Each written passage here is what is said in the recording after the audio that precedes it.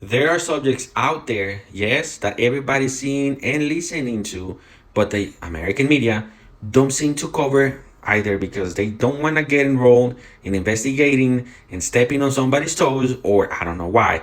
But listen to this. The longtime head of a Mexican megachurch who is serving more than 16 years in a California prison for sexually abusing young followers has been charged with racketeering, conspiracy, and sex trafficking for allegedly victimizing members of the church for decades. A federal grand jury in New York returned the indictment alleging that Naasón Joaquín García, 56, and 5 others exploited the church for decades to enable the systematic sexual abuse of young people and women for the sexual gratification of Garcia and his father, who died in 2014.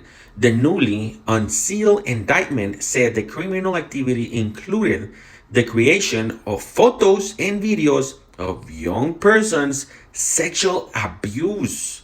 Garcia was taken into federal custody early Wednesday in Chino, California, where he is serving a more than 16-year sentence after pleading guilty in 2022 to 2 state counts. And that's not all, guys. Listen to the news from the Mexican side. This is not the US side. Mexican side news are more raw and uncensored than American news, and I love it. Listen to this. It says again, Garcia, the leader of a mega church called Luz del Mundo, is accused for trafficking minors. Naasón Joaquín García, the leader of the Mexican church called La Luz del Mundo, that in 2022 declared himself guilty in California from abusing sexually to 3 young girls, and now is facing new accusations in New York, like as I was mentioning, where the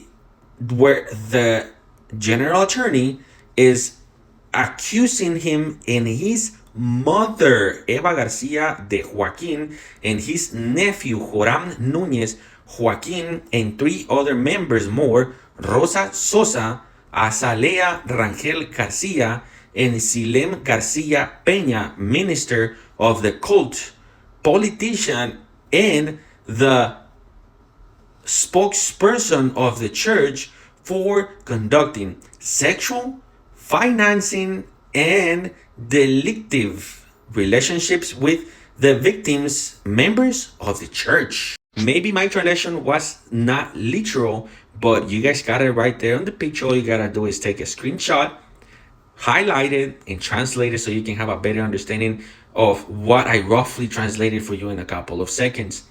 I'm gonna tell you guys, this case has been going on for so many years, and there's a lot of followers of him, of his church, that believe that somehow their God is going to take him out of whatever he's going through and put him back into church because he's innocent. I'm gonna tell you something. Whenever the state is accusing you and has proofs and has witnesses, I don't see how that's going to happen. But at the end, that is my opinion. And another opinion I can give you is, if you're going to that church, be careful with your children.